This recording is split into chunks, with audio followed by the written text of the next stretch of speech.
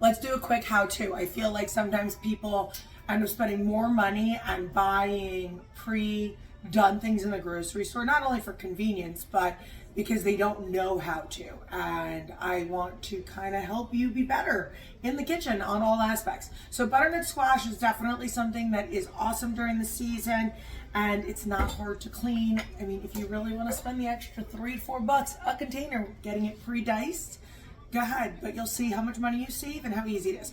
So these can sit on your counter for a very long time.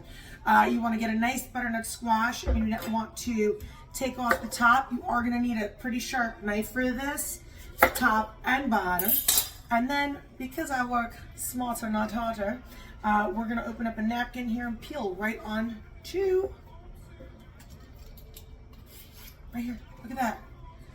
Regular peeler takes off. Don't use a knife, no reason to. Just use a peeler to go all the way around. Once it's peeled, I like to cut it down the middle to give myself a flat surface to work on. And then I just go across, depending on how big you want your butternut squash to be. And then just cut it. Endless options with butternut squash. This side will have the seeds, so when you cut it in half, have your napkin, a spoon, just go right on in, kind of like if you're cleaning a cantaloupe, and scoop out all of that fiber and the seeds right here.